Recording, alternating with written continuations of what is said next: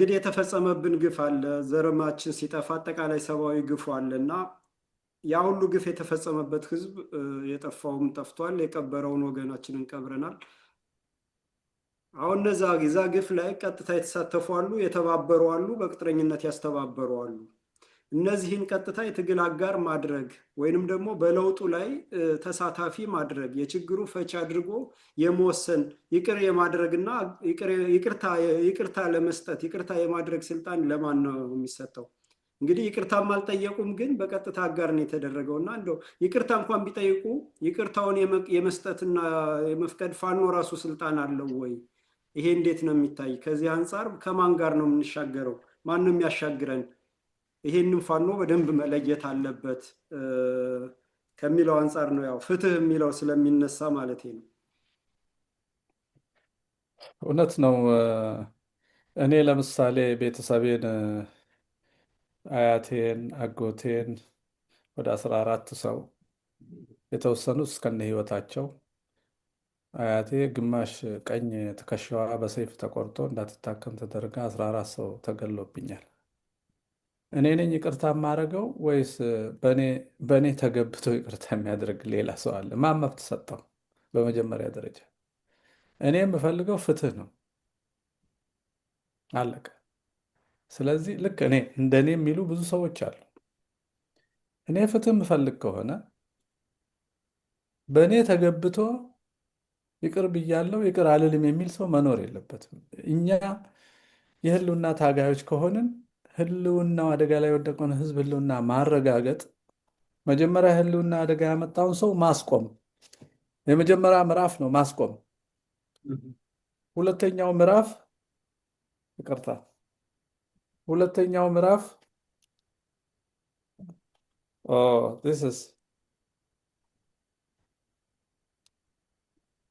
ሁለተኛው ምዕራፍ ህልውናን አደጋ ያመጣውን ማስቆም ማለት በመዋቅርና በስርዓት ስለሆነ አሁን የህልውና አደጋው የመጣው ያን መዋቅር ያን ስርዓት ማሸነፍ ነው። የመጀመሪያ አንጓ ነው ይሄ። አሁን ደም እንዳይፈስ ማድረግ ነው። ቀጥሎ ግን ደም አፍሳሽ አስተሳሰብ ትርክትና ርዕዮትን መርታት ነው። እሱ በጠመንጃ አይደለም የሚረታው፣ ትውልዳዊ ቅርጽ ኦልሬዲ ስለያዘ ማለት ነው። እሱ የሚረታው ጊዜ ወስዶ ነው። ወደ አክሽን እንዳይቀየር በኃይል ይጠበቃል። በኃይል ዘላለም ስለማይጠበቅ በእውቀት ይሻራል፣ በእውነት ይሻራል፣ በትምህርት ይሻራል። ይሄ ጊዜ የሚወስድ ነው። የመጀመሪያውን ጨረስ፣ ገዳዩን እጁን ይዘናል። ገዳዩን ገዳይ ያደረገውን ሀሳብ የምናሸንፍበት ምዕራፍ አለ። ሀሳቡ የሰረጸበትን ትውልድ ደግሞ ትራንስፎርም የምናደርግበት ሂደት አለ። ሉክ በዚህ መሃል ግን ትውልድ ትራንስፎርምድ የሚሆነው የበደለውን አውቆ የበደለውን ክሶ ተጸጽቶ ከተበደሉት ጋር ተዋህዶ ነው ህልውና ዘለቄታዊ የሚሆነው። አስክሰ ማዶና ማዶ ካቆምክ የሚፈነዳ ነገር ነው የሚሆነው። መልሶ አስክሶ አዋህዶ ነው። አባቶቻችን እኮ ያሳዩት እሱን ነበር። ምኒልክ ጦና ብዙ ጊዜ ተዋጋቸው፣ የራሳቸውን ሰራዊት ይዘው ማረኩት። አድዋ ሲሄዱ ግን አዲስ አበባና ደቡብን ጠብቃሉት። መዋሃድ ነው ይሄ። የኃይል ዕድሜ አለው፣ የኃይል ማብቂያ አለው። በእምቅነት ይጠብቃል፣ ግን ያዋህዳል። ስለዚህ ለእኔ ፋኖ ይቅርታ የመስጠት መብትም የለውም። እንደሱ ካደረገ ምን ይሆናል? ምን ተብሎ ይተረጎማል? እንግዲያው ፋኖ ስልጣን እስኪይዝ ራሱ የሰራ ወንጀል ካለ ያለ ፍትህ እንዳይቀርብ ለመደበቅ የወንጀለኞች ማህበር አቋቋመ ነው የሚያስብለው። የወንጀለኞች ማህበር አቋቋመ ነው የሚያስብለው። ስለዚህ ማንኛውም ትብብር አሁን ውጭ የሚያደርጉትም ይሆኑ ሀገር ውስጥ የሚተባበሩ ቁጥር አንድ ማለት ያለባቸው ግፍ ማስካስ፣ ፍትህ መስጠት፣ ይህ ደም አፍሳሽ አስተሳሰብ ወደ ኢትዮጵያ እንዳይመለስ ህግና ትምህርትን መቆጣጠር ነው። ስለዚህ ለእኔ እንዳው ሌላ ጊዜ እንወያያለን እንጂ ወደ 21 የሽግግር ዘርፎች አሉ ብዬ ነው የማስበው። 22 21 አካባቢ። አንደኛው የአስተዳደርና የፖለቲካ ርዕዮት ሽግግር ነው። ምን እንዴት እንደምናስብ አሁን እኮ ያለው አስተሳሰብ ሙሉ በሙሉ አገራዊ እምነቶችን፣ ባህሎችን፣ እሴቶችን ዋጋ ያሳጣና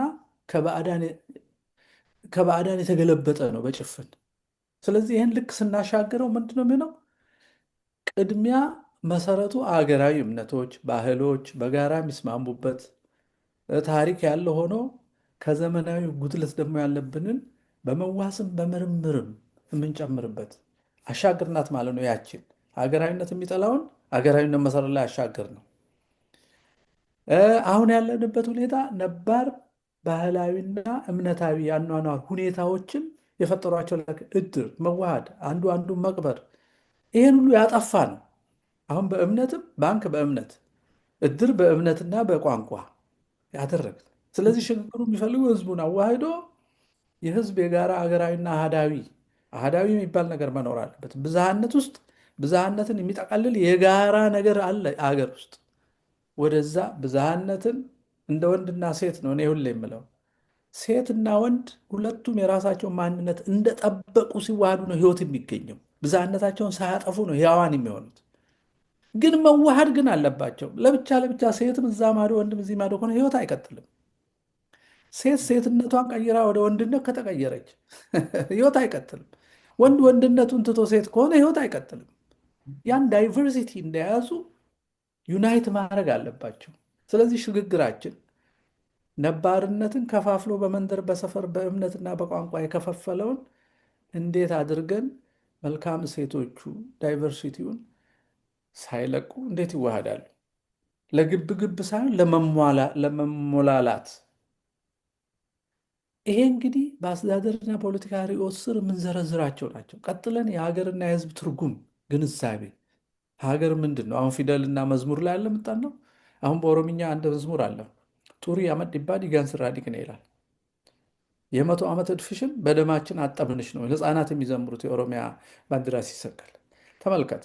መጀመሪያ የዛሬ 50 ዓመት እነ ዲማ ነገው ተሰበሰቡና ሻይ ቤት ምን ብለን እንታገል? እንግዲህ መጀመሪያ መሬት ላራሹ ብለን ታገልን። ተሳካ። አማራ ርስት ነጠቅ ነው። የከተማን ትርፍና ቤቶች ምናምን ቦታ ወሰርንበት። በቃ በተን ነው። ስለዚህ አሁን እኮ አሮኬ ሲሉ ሌሎ ነው በቃ ኤርትራ ቀኝ ተገኝቻለሁ እንዳለችው እኛም ኦሮሞ ቀኝ ተገዝቶ በምኒልክ እንበል አሉ ማለት ነው። ስንት ዓመት? 100 ዓመት። ይህን ትርክት ለ50 ዓመት ሰርተውበት ምን አረጉት? መዝሙርም ሐውልትም አረጉት፣ ሰራዊትም ሰሩለት፣ ቤተመንግስቱን ያዙና አረዱበት። አሁን የምናሻግረው አገርን ትርጉም አዛቡት፣ ጎሳ አረጉት በትርክት። ስለዚህ የምናሻግረው የአገርን የቡድንን የጎሳን ይሄን በዚህ የተመሰረተውን አስተሳሰባችንን አገር የእያንዳንዱ ዜጋ ሀብት እንጂ የቡድን ብቻ እንዳልሆነ የሚያሳይ ሽግግር፣ የአስተሳሰብ ሽግግር ነው። ወደ ፖሊሲ ስለሚሄድ፣ ወደ ህግ ስለሚሄድ፣ ወደ አከላለልና አስተዳደር ስለሚሄድ እነዚህም ብንዘረዝራቸው ወደ 20 ምናምን ይሆናሉ። በውስጣቸው 5 እንኳን ቢኖርም 100 የምናሻግራቸው ላይኖች አሉ።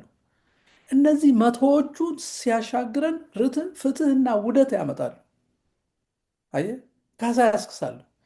ይህን ዘርዝረው ሳይነግሩን የሆነ ጊዜ ሀገር ሲበጠብጡ እንደፈለጉ ሲያወናብዱ ፖለቲካ ቁማር ነው ሲሉ የቆዩ ሰዎች ልናሻግራችሁ ነው ሲሉ ከየት ወዴት እንዴት ምን ማለት ነው መጨረሻ እዛ ስንደርስ ምን እናገኛለን የሚለውን አልነገሩንም።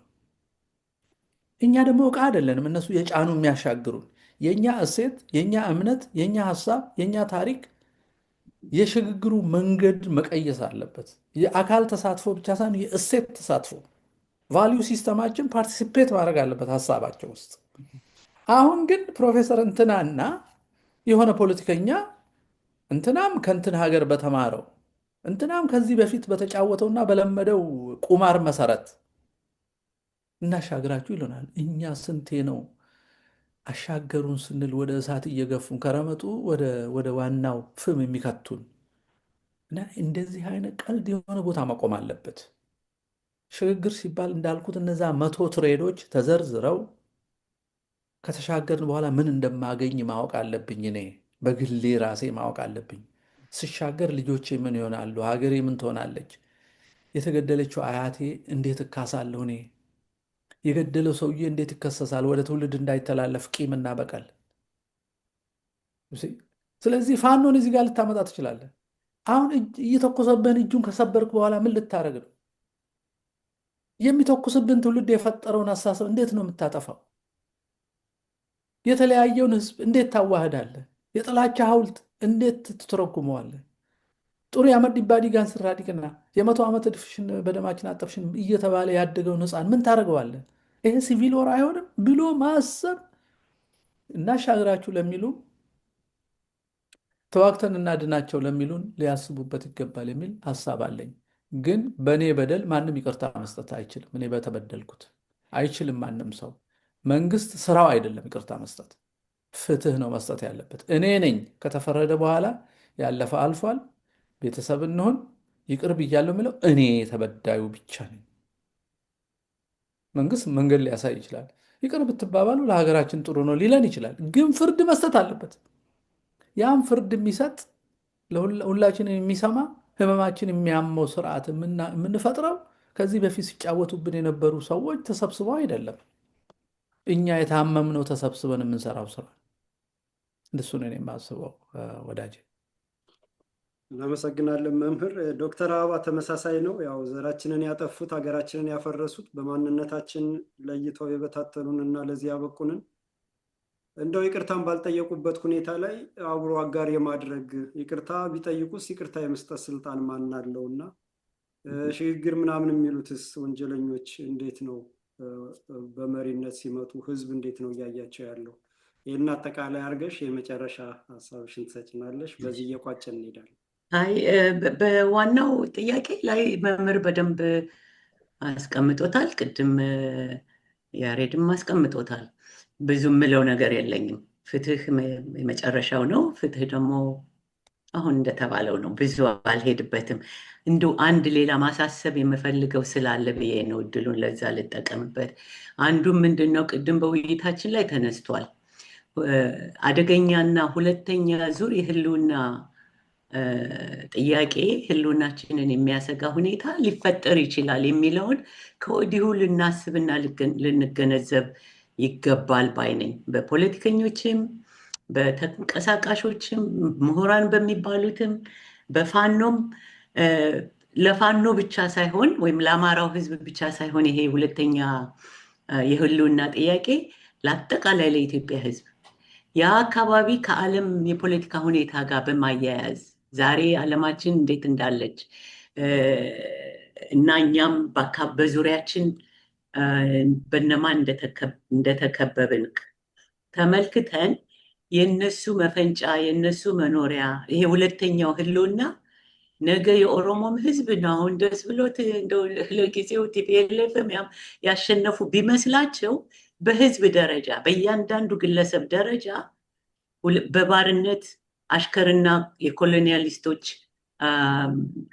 ተላላኪ ሆነው በድህነት በአብይ እና የምዕራብ አገሮች ባቀዱት የዲፖፕሌሽን የህዝብን ቁጥር በመቀነስ ውስጥ ባለ ሁኔታ አማራውን በደንብ አድርጎ ማጥፋት፣ ሌሎቹም የተረፉት ታስታውሱ እንደሆነ አብይ ብዙ ጊዜ እውነቱ ውሸቱ ዓላማውን አይሸፍንበትም፣ ማጭበርበር አይችልም። ተናግሯል ብዙ ነገሮችን። አረቦች በጣም ሙቀት ሲበዛባቸው መጥተው የሚኖሩባት ሀገር፣ አውሮፓውያኖች ብርድ ሲሆን መጥተው የሚኖሩባት ሀገር ነው ብሏል መፍጠር የሚፈልገው። ይሄ ማለት ምንድን ነው ነው? እኔ ይሄንን የኢትዮጵያ ምሁራን በደንብ አብላልተው በሙሉ ልብነት በድፍረት ለዚህ አሁን በመካከለኛው ምስራቅ በዓለም ላይ ለሚደረገው ጦርነት እኛ የፕሮክሲ እንትንና መሳሪያዎች እንድንሆንና አገራችን ጠቅላ ቅድም እንደው መምህር ነው ደጋግሞ ያነሳው ይሄ ሁለተኛ የኢትዮጵያ የአማራው ብቻ ሳይሆን በእኔ በኩል የሁላችንም እስከዛሬም ወገኖቻችን የሄዱ አረብ ሀገር በአሽከርነት ከባርነት ባላነሰ መንገድ እንዲሰደዱ ተደርጓል። ሌሎች አረቦችና ሌሎች ግን ኢትዮጵያ ውስጥ መጥተው እየከበሩባት እና ይሄ ራሱ ትልቁ ዘመቻ ነው በህዝብ ላይ እና ይሄ የህዝብን ቁጥር የኢትዮጵያዊን ቁጥር የአማራው ህዝብ ማነስ መቀነስ በጦርነት የራስን ዋጋ ማሳነስ ካለው ትልቁ ፕላን ጋር የተያያዘ ነው ብዬ ስለማስብ ነው የሚቀጥሉት ሁኔታዎችን በደንብ እንመልከተው። ለባዕዳን ተገዥነት የቅኝ ተገዢ ሀገሮች ባህሪ እና ማስፈጸሚያ ነው የምንሆነው አሁን ካለው የጦርነት ሂደት። ስለዚህ እሱን ተገንዝበው ነው የትግራይ ውስጥ ያሉ ሰዎች እንደ ሰው የሚያስቡ ከሆነ የኦሮሞ ህዝብ ተራው ህዝብ እንደ ሰው የሚያስብ ከሆነ ከዚህ ግሩፕ የቡድናዊ አመለካከት ምክንያቱም ቅድም በደንብ ስለዘረዘረው ኤምፋሳይዝ ለማድረግ ነው ትኩረት የበለጠ እንዲሰጥበት ነው እንዲሰመርበት ፈልጌ ነው። ይሄን ነገር በግሩፕ ማሰብ ጠቅላላ የሰውነትን ነፃነት ሰው እንደ ሰው መፈጠሩን ነፃነት የሚቀማ ነው በጎሳ ማሰብ። ይሄ የጎሳው አካሄዳችን ደግሞ አሁን ለሚቀጥለው ዙር ኢትዮጵያን ለባርነት አሳልፎ ለሌሎች ለባዕዳን መገልገያ አሁንም ነች ንብረቷን በመቀማት ሰዎቿን በመቀማት ተደርሶ እዛ ላይ ነን ያለ ነው እና እሱን ለማለት ብዬ ነው። ፍትሁ መሆን ያለበት እንደዛ ነው። እስከዛሬ ዝም ብለን እያድበሰበስን ሄደናል። ቅድም በዘር ጥያቄ አሁን ደግሞ እንደ ምሳሌም ስላመጣው እንዳይረዝምብን እንጂ ፕሮግራሙ 99% በላይ የሚሆን ከ99% በላይ የሚሆን የሰው ልጅ ዲኤንኤ አንድ ነው። የሰው ልጅ ሲባል በዛች 1% ወይም ከዛች 1% በታች ያለው ልዩነት ደግሞ እያንዳንዳችን ዩኒክ ልዩ ፍጡር ልዩ ሰው እንደሆነ የሚያደርገን ነው።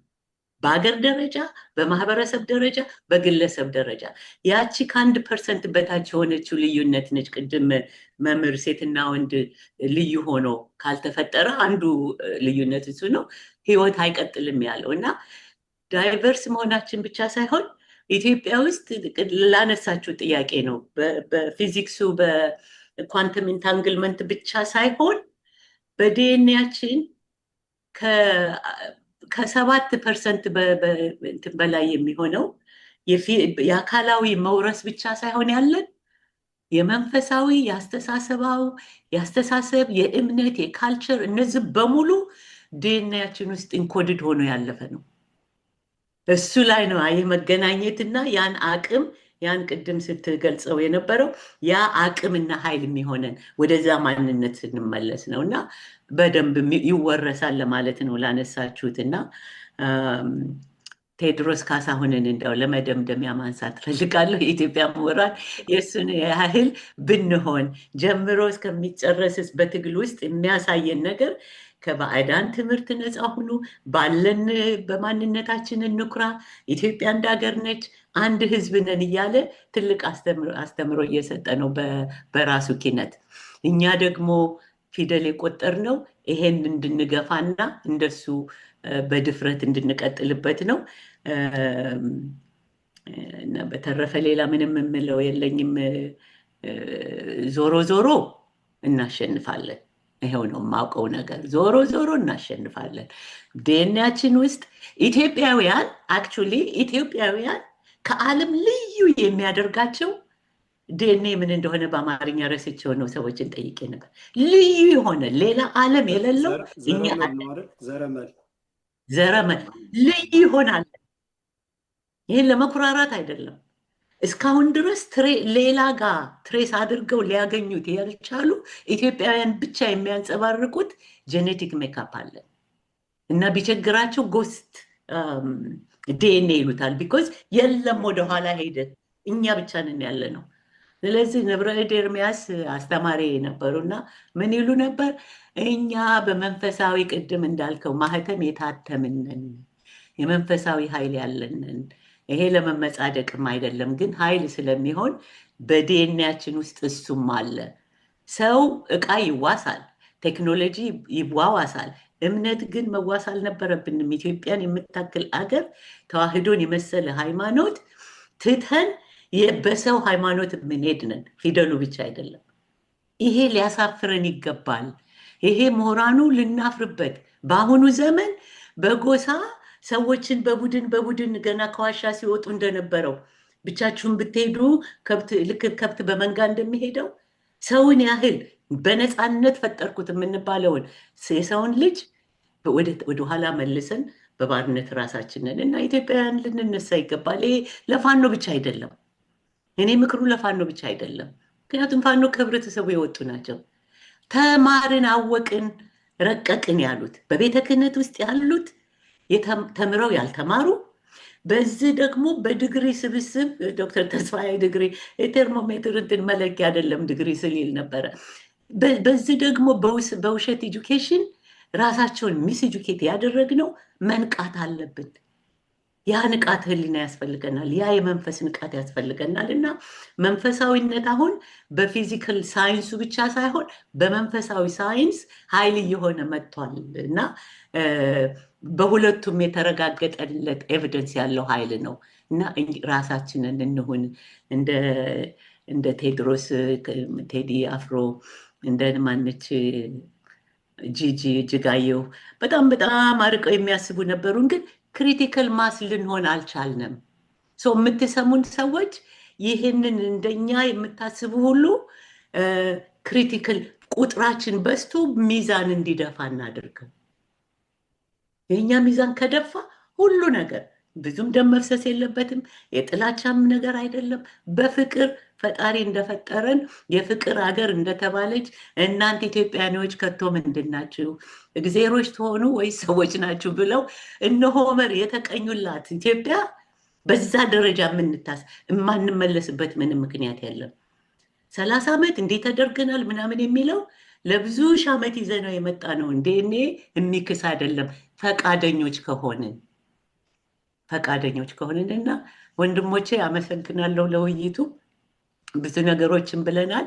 ይሄን ሁሉ ያልነው ግን ሌሎቻችሁ እንድታስቡ በየቡድን ሆናችሁ እንድትመረምሩ እንድታድጉበትና ለውጥ የሚመጣው የሁላችን ሀሳብ ሲደመርና ሚዛን ሲደፋ ነው ለማለት ነው። በጣም አመሰግናለሁኝ።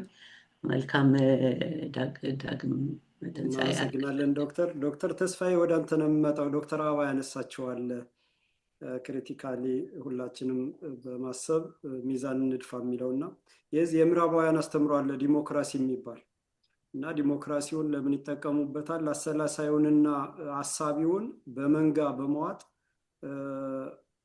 የማይጠቅመው ወደፊት እንዲመጣና የሚያሰላስልና የሚያስብ ተውጦ ደብዛው እንዲጠፋ የሚደረግ በተለይ አፍሪካ ላይ ሲተረጉሙት ዲሞክራሲ እንደዛ በማድረግ ነው እና ዲሞክራሲያዊ መብት እየተባለ ይሄንን ጨምረህ እስኪ ያለውን ማነው ጠላትና ወዳጅን ለይቶ ይቅርታ የሚሰጥ ዘር ያጠፋን ወንጀል የፈጸመን ይቅር ብሎ የትግል አጋር ማድረግ የሚችል ስልጣን ያለው ማን ነው የሚለውን መዝጊያ አያይዘ መምህር ፋንታውን ያነሱትና ዶክተር አበባ ያነሱትን አያይዘ ያንተን አሰበስ። አይ ከባድ ጥያቄ ነው።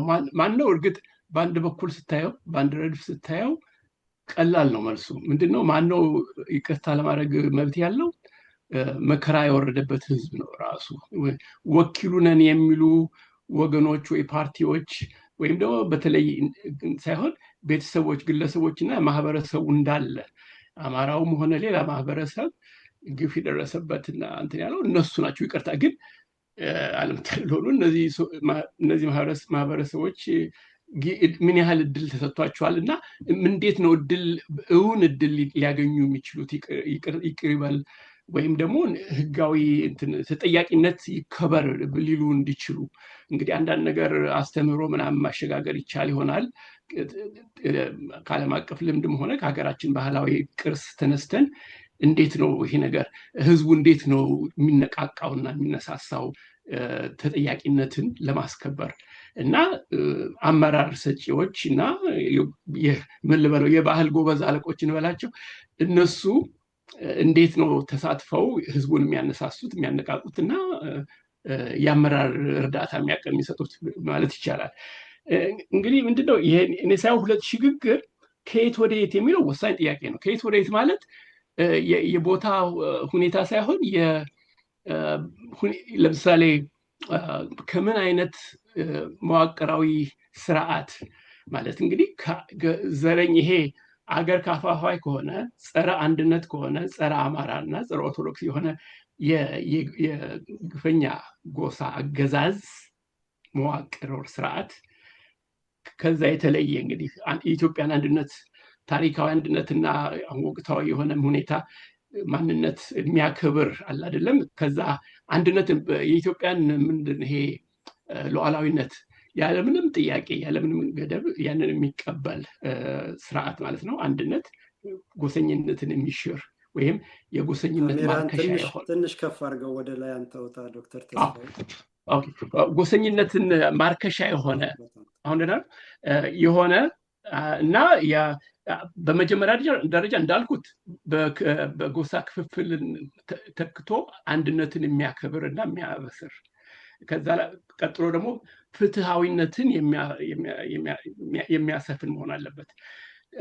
ከዛ ነፃነት ልትለው ትችላለ። ኢትዮጵያ ታሪካዊ ሀገር እንደ ታሪካዊ ሀገር ነፃነቷን በጣም ያከበረች እና የጠበቀች ሀገር ነች እና ያ ነው መልሶ የሚመጣው ነው። ዲሞክራሲ የሚለው እንትን ካወጣህለት ይሄ ተዋረድ ወይ ደግሞ የቅደም ተከተል ካወጣህ በመጨረሻ ደረጃ የምታመጣው ነው። ምክንያቱም ብዙ የርዕዮት ጥያቄዎች ያስነሳል ዲሞክራሲ። በምዕራቡም ሀገር አሁን የምናየው ዲሞክራሲ የሚለው መርህ ራሱ ችግር ላይ ወድቋል። ብዙ የምዕራባውያን ሊቃን አሁን የሚጽፉትን የሚወያዩትን ስታይ በፍጹም ይሄ መሀይምነትን፣ ደንቆሮነትን፣ ጽንፈኛ መሪዎችን ይሄ ፋሽስታዊ መሪዎችን የሚከተል እንደ መንጋ ያንን የሚያቀላጥፍ ነው ዲሞክራሲ ይላሉ። ምክንያቱም አላለን ስለ ዲሞክራሲ እርግጥ ዓለም አቀፍ የሆነ ምንጭና ቅርጽ ያለው ተቋማዊም ገጽታ አለው በዓለም አቀፍ ማህበረሰብ። ግን እንደ ኢትዮጵያ ላለ ሀገር እንደ ኢትዮጵያ ሁኔታ ውስጥ ላለ ሀገር በቅድሚያ የምትለው የህዝብን ነፃ ፍላጎት እና እውን ፍላጎት በእንትን ያልተቀደመ ለምሳሌ እንወክልሃለን በሚሉ የሆኑ ያልሆኑ ማንሜን አልበል ፓርቲዎች፣ ጎሳዎች ምናምን ቀደም ተብሎ ያልተያዘ ያልታፈነ የህዝብ ድምፅ እንዴት ነው የሚወጣው የሚሰማው? ይሄ ደግሞ ከአብዮታዊ ባህላችን የወረስነው አንዱ በጣም ከባድ ቅርስ ምንድን ነው? ህዝብ ይሄ ጆርጅ ኦርዌል የሚባል ሰው የታውቃሉ ታውቁ ይሆናል ጸሐፊ። ይሄ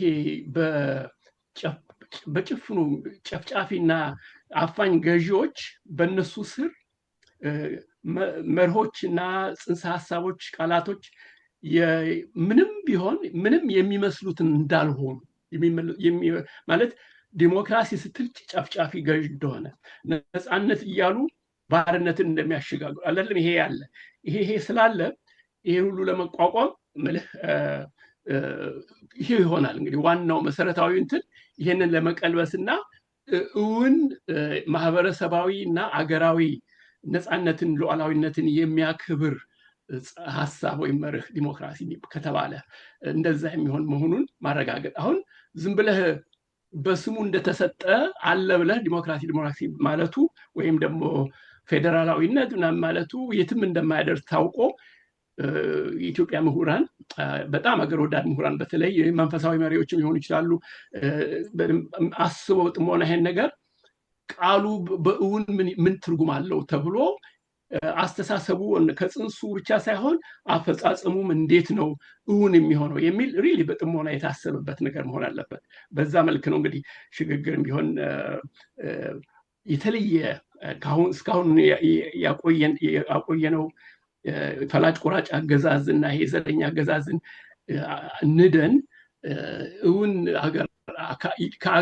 የሀገር ደመኛ ያልሆነ ከሀገር መንፈስ ጋር ያልተጣላ የአማራን ጥፋት ሳይሆን ልማት የሚፈልግ አስተሳሰብ እንዲሰፍን ነው እንግዲህ።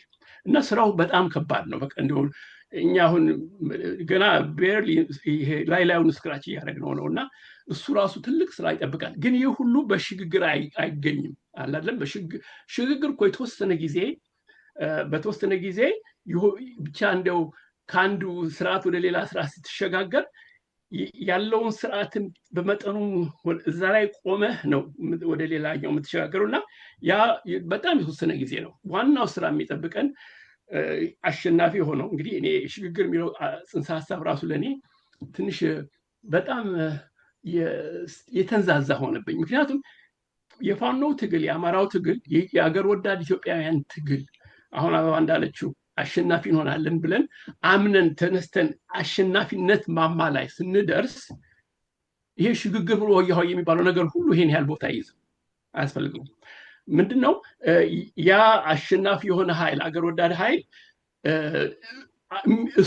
እሱ የሚወስነው ይሆናል። እሱ አቅጣጫ የሚሰጠው ሽግግር ይሆናል።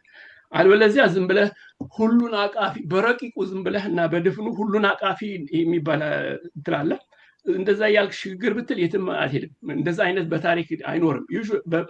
በብዛት የምናየው ምንድነው በታሪክ ትግል ይኖራል፣ ጦርነት ይኖራል፣ ግጭት ይኖራል እና የሆነ ኃይል አሸናፊ ሆኖም በጣም መቶ ባያሸንፍም በአመዛኙ አሸናፊ ሆኖ ይወጣል እና ያ አሸናፊ ኃይል ነው እንግዲህ እንትኑን የሚወስነው።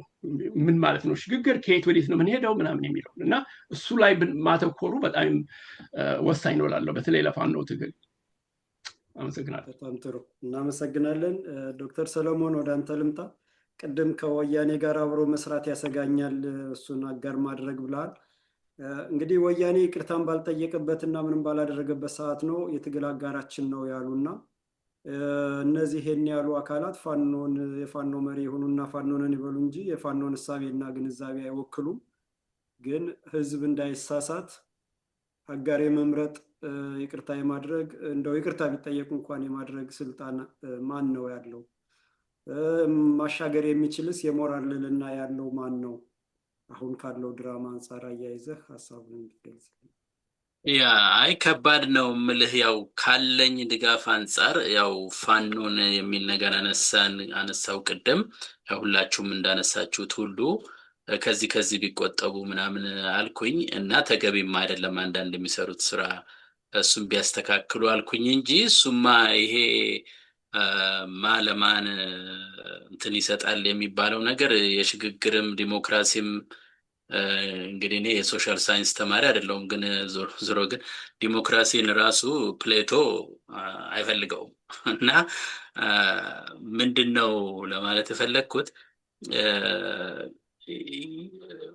ቀስ በቀስ ወደ አንድ ነገር መምጣት አለብን። ምናልባት ከራሴ እምነት ጋር አገናኝቶ መናገሩ እንትን ባይልም ለእኔ የሚሰማኝ ለሰው ልጅ ሊሰራ የሚችለው ነገር ብዬ የማምነው ራሱ ሽግግሩን እንኳን እንዲያካሄድ ካስፈለገ የእግዚአብሔርን እምነት እንኳን ያለው ሰው መቀመጥ አለበት የሚል ጽኑ እምነት አለኝ አሁን ሳየው። ምክንያቱም በጣም አስቸጋሪ ነው ሰውን በደንብ አድርጎ ለመምራት። ሰው ኤኒታይም ሊቀየር ይችላል፣ በብዙ ነገር መደገፍ አለበት። ይኸው ለዚህ ነው አይደለም ጾም ጸሎቱ ምኑ ሁሉ እኮ ነገር የሚካሄደው በየጊዜው ራስን ከተለያዩ ነገሮች ለመቆጠብና ለማስተካከልና እርግጥ ለማመስገን ነው። ግን እንደዛ አይነት ነገር ነው የሚሰማኝ አሁን እንደ ሰው። አለበለዚያ ሁላችንም ተስፋ ያደረግንበት ነገር ሁሉ ሸብረክ ሲል እንደው እንትን ሲል እንደ ሰው ያው የተለያየ ነገር ይሰማናል። ስለዚህ ለማስተካከል በጣም ክብደት አለው የምለው ለዚህ ነው። እና ይሄ ዲሞክራሲ ምናምን ተብሎ እውነትን ቅድም እንደው ካፌ ላይ ነው ቅድም ሳስብ ነበርና እዚህ የምንኖርበት ሀገር ራሱ ያው እንዴት እንደተበላሸ የምናውቀው ነው። እንዴት ራሳችን ትንሽ የራሳችንን ኢሞሽን መቆጣጠር አቅቶን ሁሉ እዚህ ባለንበት ቦታ ሁሉ እንዲደረግ ስንል የነበረውን እናውቀዋለን። በይፋ ብዙ መናገሩ አያስፈልግም። ስለዚህ ምንድነው በጣም ማሰብ ያስፈልጋል።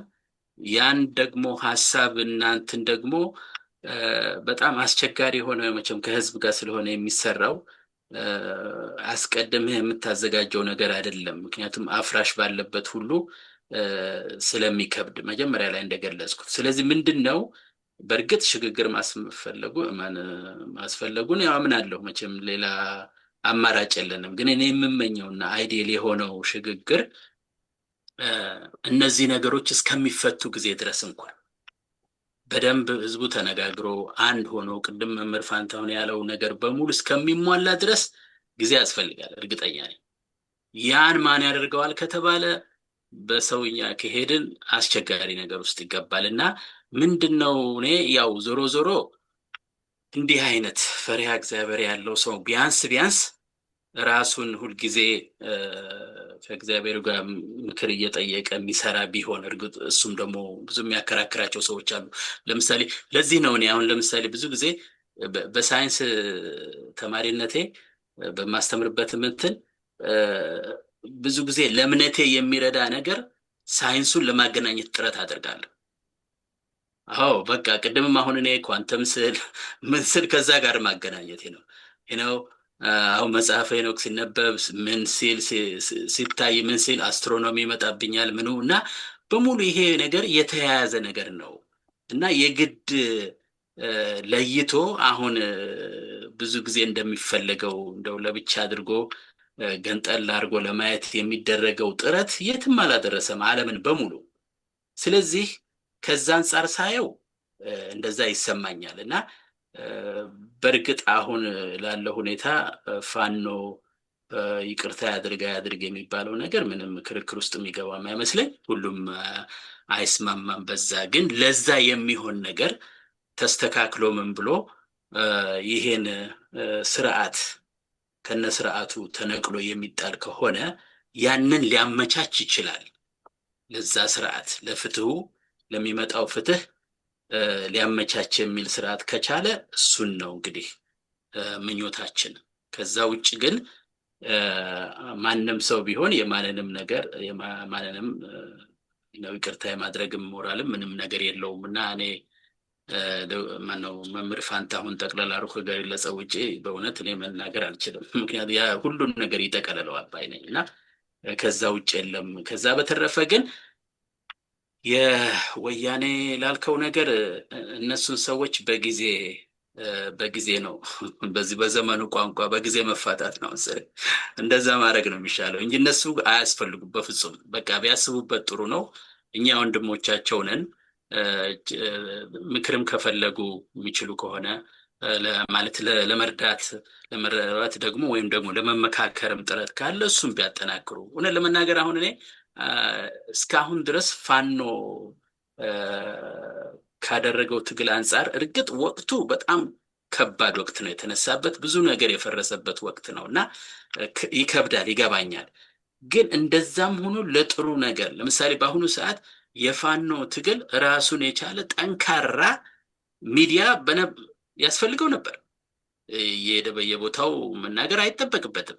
በጣም ቀለል ያለ ብዙ ሰው ሊረዳ የሚችል አይነት ነገር እንዴት መፍጠር አይቻልም?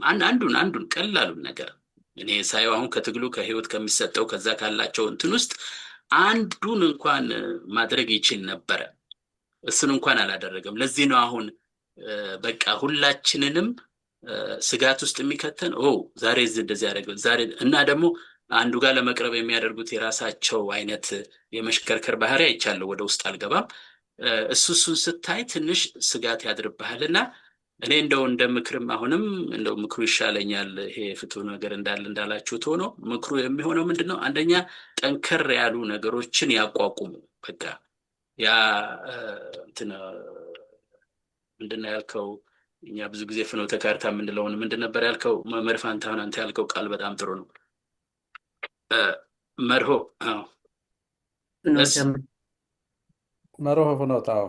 መርሆ ፍኖት እሱን በደንብ እሱን ቢያወጡ ይሄን ሚዲያውን ጠንካራ የፋኖ ሚዲያ ቢያቋቁሙ መሰረታዊ የሆኑ ነገሮችን ከዛ ሌላው ይመጣል። እኔ በጣም ቀላል ነው ባይነኝ ከሌላው ነገር። ይሄ የውጩን የምኑን አሳይመንትም ሰጡ ምን ብሎ ያው ድርጅቶች ናቸው ሊያደርጉት ይችላሉ። ያው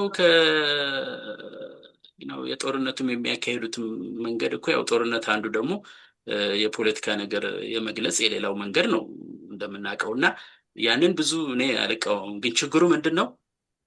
ይሄን መሆን ያለበትን ነገር ግን እየሰሩ ቢጠብቁ ጥሩ ነው ብዬ በዚህ ጠቀልለው ይሻላል እንጂ ያው ፍትህ መቼም ማንኛውም ነገር ፍትህ ያስፈልገዋል። ከፍትህ ውጭ የሚሆን ነገር ስለሌለ ማለት ነው። አመሰግናለሁ። አመሰግናለሁ ዶክተር ሰለሞን። ያሬድ ወደ አንተ ልምጣ። እሺ እግዚአብሔር ይስጥልኝ። ዋናው ነገር የፋኖ ትግል ሲነሳ መሰረቱ ህዝባዊ ሆኖ መሰረት መነሳቱ በጣም በጣም ትልቅና በጣም ወሳኝ ነገር ነው። ስለዚህ አሁንም የፋኖ አካሄድ የህዝቡን ፍላጎት ላይ መሰረት ያደረገ ከሆነ ውጤታማ ይሆናል። ህዝባዊ መሰረት ከሆነ ህዝባዊ ባህሉ ማንነቱን አሁን ፋኖ ሲነሳ በራሱ ታሪክ መሰረት አድርጎ ነው የተነሳው። በአባቶቹ ታሪክ ላይ ነው የተነሳው። ለዚህ ነው ውጤታማ የሆነው። በአንድ ጊዜ እንደተባለው ቅድም መገናኘቱም የተፈጠረው ሸዋ፣ ጎንደር፣ ሁሉም ከተሞቹን እስከመያዝ ድረስ የተደረሰው ምንድነው? በመሰረቱ ላይ ስለታነጸ ነው። እና ያንን መሰረቱን ሳይለቅ፣ ምክንያቱም ኢትዮጵያ ረጅም የመንግስት ታሪክ ያላት ሀገር ነው። ምንድን ነበረ ታዲያ ረጅም ያደረጋት? እውቀት አለ እኮ እዛ ውስጥ የመንግስት ታሪክ አለ። ጆን ባልዲው የሚባል አንድ አሜሪካዊ ጸሐፊ አለ። ፕሪስትሪ ኔሽን የሚል መጽሐፍ ላይ ኢትዮጵያውያን ሀገርን የመሰረቱ፣ ህግን የሰሩ፣ ሃይማኖትን የፈጠሩ ናቸው ብሎ ጽፏል። እና ይሄ ማለት ትልቅ ነገር ነው።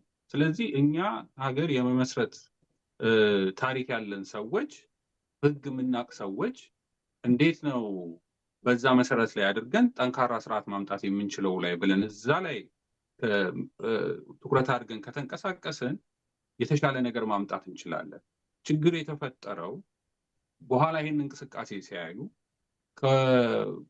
ይሄ በእንትኑ ልምድ ያላቸው ሰዎች ከነበረው ቅድም ከምናውቀው ይሄ ሞር ዘመናዊ ፖለቲካ ነው ብለን የምናስበው ነገር አምጥተን ከፋኖ ጋር ትግል ጋር ማያያዝ ሞከረን። ያ ነው ችግር የፈጠረው። በዛ መስመር ስለሄድን ነው። እና የፋኖ ትግል ራሱ በራሱ መሰረት ላይ ሆኖ ቅድም የምናስበውን አይነት ለምሳሌ ይሄን አሮጌ ቤት አለ፣ ይሄን ቤት ላፈርሰው ነው። ይሄ ቤት እላያችሁ ላይ ከመፍረሱ በፊት እና እናንተ ሜዳ ላይ ከመውደቃችሁ በፊት ላፈርሰው ነው። ስርዓተ መንግስት የነበረውን ስርዓት ነው። የምንተካው ስርዓት ግን ይሄ ነው የማመጣው፣ የምንሰራው ስራ ይሄ ነው ብሎ የሚያመጣውን ስርዓተ መንግስት ማሳየት አለበት ለኢትዮጵያ ህዝብ። ያን የኢትዮጵያ ህዝብ ባለመተባበር ብቻ ስርዓቱን መጣል ይችላል፣ ማውረድ ይችላል። አንድ ዱርሴላ የምትባል አንድ የታሪክ ጸሐፊ ያለች እና እሷ ስለ ኢትዮጵያውያን ስትናገር ምንድን ያለችው? ኢትዮጵያውያን ለዘመናት የቆዩበት ምክንያት በብዙ መከራዎች ራሳቸውን ይዘው መቆየት ይችላሉ። የሚያሸንፉ መስሏቸው ካልታየ በስተቀር ወደ ጦርነት የማይገቡም። አሁን ብዙ ሰው የኢትዮጵያን መከራ የተሸከመ ሌላ ህዝብ ያለ አይመስለኝም አንዳንዴ። ለምንድን ነው ግን ያ የሚሆነው? ራሱን ሰርቫይቭ አድርጎ ለማቆየት ነው እንጂ ኢትዮጵያውያን ፈሪዎች ሆነው አይደለም። አሁንም የሚያዩት ነገር ከመጣ ፊት ለፊት የሚያዩት ነው ይሄን ነው ምንሰራለን ብለው አላማውን ካዩ፣ ቪዥኑን ካዩ በቀላሉ መስዋዕትነት ሳይከፈል መልካም ነገር መምጣት ይችላል። የምንፈራውም ይሄ እንዲህ ሊከፍሉ ይችላሉ እንደሚከፍላሉ ይችላሉ የምንለው ነገር ሁሉ ህዝብን ካልያዙ ምንም ዋጋ የለውም። አገር መመስረት አይችሉም፣ መክፈል አይችሉም፣ ምንም ማድረግ አይችሉም። ያ እንዳይሆን ግን ፋኖ አሁንም ፋኖ ስለኔ የሚታገለው በውጭ ያለው በዚህ በፊት ፋኖ ብለው ለይተው ለማውጣት የተሞከረ ጥረት ነበረ በወያኔዎች። ለዛም በዊኪፒዲያ ሳይቀር ዲፊኒሽን ሰጥተውት የሆነ ታጋይ ምናምን ብቻ ብለው ያንን ለማስቀረት ነው እኔም ፋኖ ነኝ የሚባል ትግል ያስፈለገበት ምክንያት እና በያ ህዝብ የመጣው። ስለዚህ ይሄ ሁላችንም ተባብረን ሁላችንም ተማክረን ምድር ላይም ካለው እዚህም ካለውም ተነጋግረን ይሄን ነው ማመጣው፣ ይሄን ስርዓት ነው ማመጣው ማለት አለበት። ስርዓተ መንግስቱ ማለት ነው። በዛ ውስጥ የሚቀመጡ የየራሳችን ፋንታ ነው። ግማሽ የምንወደውን አልጋ ልናስገባ እንችላለን፣ ምናች ሶፋችንን ልናስገባ እንችላለን። ማለት የፖለቲካ አይዲዮሎጂያችን ምናምን የዛኔ ሱፍና ከረባት አድርገን ይዘን እንምጣ። ጥሩ ነው። ለሀገር እሰራለሁ ማለት ለሀገሬን እንደዚህ ያደርጋለሁ ማለት የራሳችን አይዲዮሎጂ ሊኖረን ይችላል። ግን ከአሁኑ ተነስተን እንዳየ ነው አንዳንዶቹ ሲሰሩ እንዳየ ነው ማኒፌስቶ ሰርሰ ነው የሚሶን ማኒፌስቶ መልሰው ያመጡ አሉ፣ አይተናል። ስም ላለመጥራት ነው። እና እንደዚህ አይነት ውስጥ መገባት የለብንም። እያየን መስራት የምንፈልገው መነግም ስርዓት ነው። ያን ስርዓት ካስቀመጥን ለኢትዮጵያ ህዝብ ካሳየ ነው እንኳን አይደለም ኢትዮጵያውያን ሌሎች ህዝቦች የሚቀኑበት ስርዓት ማምጣት እንችላለን። እና በዛ ላይ ውይይት በዛ ላይ ትኩረታችን ብናደርግ ይሄ ሁሉን የሚፈጥረውን አላስፈላጊውን ለመስዋዕት ሁሉ ማስቀረት እንችላለን። ከራሱ የሆኑት ሰራዊት ሁሉ ወደሱ የአብይ ትልቁ ስራ ምንድን ነው? ይሄ ማዕከላዊ ያለውን ኃይል ማታለል ነው ስራው። ማታለል፣ ትልቅ ሆኖ መታየት፣ ገኖ መታየት፣ በባዶ ይሄን ነው እየሰራ ያለ። ይሄን የሚያደርግበት ምክንያት ነው ምንድን ነው? ይሄ ስሜታዊ የሆነውን ኢሞሽናል የሆነውን ህዝብ መያዝ ነው የሚፈልገው። ይሄ በንግድ ውስጥ ያለ ነገ እንደዚህ ቢሆን ከስራለው የሚል ያን ሁሉ መከራውን ይዞ እሱን እንዲከተል ያደረገው ይሄ የሚያሳየው የውሸት ምስል ነው። እና ያን ምስል ለማውረድ ፋኖ የተሻለ ምስል ይዞ መምጣት አለበት። ይሄን ስርዓተ መንግስት ላመጣ ነው እየታገልኩ ያለው የኢትዮጵያ ህዝቦች ዓለም የሚወቅ ብሎ ያን ስርዓተ መንግስት ማሳየት አለበት። በውይይት የሚመጣ ነው፣ በንግግር የሚመጣ ነው። ይሄ ነው የኔ ያለኝ አስተያየት። እግዚአብሔር ይስጥልኝ። አመሰግናለሁ። ሁላችሁንም አመሰግናለሁ። እንግዲህ አድማጭ ተመልካቾቻችን ይሄ ዝግጅት የጤና መንገድ በራስ ሚዲያ፣ በፍኖተ ርቱዓን፣ በተዋናይ ሚዲያ እና በፍኖተ አማራ ዩቲዩብ ቻናሎች ይሰራጫል። እንዲሁም በዘመድ ሳተላይት ቴሌቪዥን ደግሞ ወደ ኢትዮጵያ በቀጥታ ይተላለፋል። በዘመድ tv.com አንተ ድምጽ ተቋርጧል። ይሰማል እና በተጨማሪ በዘመድ tv.com ዌብሳይት በቀጥታ ይሰራጫል። እነዚህን የዩቲዩብ ቻናሎች ሰብስክራይብ፣ ላይክ እና ሼር በማድረግ የሐሰት ትርክቱን እናድ፣ ነፃነታችንንና ህልውናችንን አስከብረን ሀገራችን የምትቀጥልበትን አስተሳሰብ፣ የሀሳብ ጥራት እንማማር። እንግዲህ ይሄ ዝግጅት በሚቀጥለው ሳምንት ማነው ባለወር ባለሳምንት እንደሚባለው ዶክተር ሰለሞን አንተ ታዘጋጃለህ። እዚህ ጋር ዶክተር ሰለሞን፣ ያሬድ፣ መምህር ፋንታሁን ሚዲያዎች ስላሉን የጤና መንገድ ዶክተር አበባ እና ዶክተር ደብሩ የሚያዘጋጁት አለ። እየዞርን ነው የምናዘጋጅ። የሚቀጥለውን ሳምንት ዶክተር ሰለሞን አንተ ታዘጋጃለህ። ሁላችንም ሰዓቱንና ጊዜውን ጠብቀን እንገናኛለን ማለት ነው። በእኔ በኩል ጨርሻለሁ። እንግዲህ ወይ መምህር ወይ ዶክተር አበባ አሳርጉልን ማለት ነው። የለም ዶክተር ታሳርግ። እኔ ምንም የማሳርገው በጣም ጥሩ ተነጋግረናል። እኔ እንኳ አሁንም ለህዝቡ ነው ጥሪ የማደርገው። ረዘመ፣ ጠነከረ፣ ላይ ጊዜያዊ እርካታ የሚሰጥ አይደለም። ትንሽ ጥንካሬን፣ ማስተዋልን እና ትኩረትን የሚጠይቅ ውይይት ነው ብላችሁ አትሳነፉ ወገኖቼ ነው የምለው፣ ወጣቶቹን በተለይ እና እንዲያዳምጡ እንድንማማርበት ነው የሚያስፈልገው። ስለዚህ ብዙ ነገሮችን አንስተናል። እያንዳንዱ አድማጭ በተለይ በዩቲዩብ ኋላ የሚከተለው የኢትዮጵያውን አላቅም የራሴ ነው በሚል ከነዚህ ውስጥ የሚያገኘውን ፍሬ ነገር ለወገኖቹ እንዲያስተላልፍ እና ቅድም በምንድን ነው በአይን ይግባባል ኢንታንግልመንት ነው አላልክም? አንድ የሚደረገው ሌላውን አፌክት እንደሚያደርገው ይሄ ሁላችን ልንሳተፍበትና ልናስፋፋው የሚገባ ነው የምለው እና ተባበሩ። እኔ በበኩሌ የጤና መንገድ ብለን የምንለው ጤና አካላዊ ጤንነት ብቻ ሳይሆን፣ አእምሯዊ ጤንነት ብቻ ሳይሆን መንፈሳዊ ጤንነትም፣ የኢኮኖሚ ጤንነትም፣ የፖለቲካ ጠቅላላ የሰው ልጅ ጤናው መጓደል የለበትም በሚል አንዳንድ ሀሳቦችን ለመግለጽ ነው አልፎ አልፎ የምንቀርበው። ሁሉ ነገር የተያያዘ ነውና እንጂ የሚዲያ ፍኖተም ሆነ የመምህርም የያሬድም ዶክተር ሰለሞንም ይሄ ሀሳብ እንዲስፋፋ የምናደርግ እንጂ የኢትዮጵያን ሆነ የአማራውን ሕዝብ ሰቆቃ ለሚዲያ ኮንሳምፕሽን እና ለራስ መታወቂያና ገንዘብ ማግኛ ከሚያደርጉት የተለየን መሆናችንን እንድትገነዘቡ፣ ያን በማስተዋል ነው መረዳዳት፣ እንድታዳምጡት ነው እንጂ ለአልጎሪዝም ለገንዘብ ለምን ብለው እንደሚጨምረው ሳይሆን በየቤታችሁ በየቤተሰባችሁ ምንድን ነው የሚሉት፣ በምን እንሳተፋለን ብላችሁ ሀሳብም እንድትሰጡን ለማድረግ ነው እና በድጋሚ እግዚአብሔር ይስጥልን ለምታደርጉትም ትብብር፣ አልፎ አልፎ ለምንሰማው ብዙዎች ደስተኞች እንደሆናችሁ አውቃለሁ ለምናደርጋቸው። ያው ግን በሚፈለገው ኃይልና ጉልበት ስለሌለን ነው። ያ ጉልበት ግን ከእናንተ ነው። እኛ ያለንን ያለ ፍርሃት ያለ መግደርደር ሀሳባችንን ለማቅረብ ዝግጁ ነን። እናንተ ደግሞ የራሳችሁን ድርሻ። ይሄ ለመምህር እያለን ይሄ መናገረኝ ይሄ ለነፍሳችንም ለስጋችንም ነው ባይነኝ እኔ። መንፈስና ስጋ አይለያይም። ቅድም ሳይንሱንም ብለናል። ሁሉ ነገር ኢንተርኮኔክትድ ነው እና ለራሳችንም ጤንነት ስለ ወገን ሰቆቃ ስለ ወገን ብሶት መፍትሄውን ማቅረብ ለነሱ ብለን ለሌሎች ብለን የምናደርገው ብቻ አይደለም ለራሳችንም ጭምር መሆኑን እንደው ለማስታወስ ያህል ነው።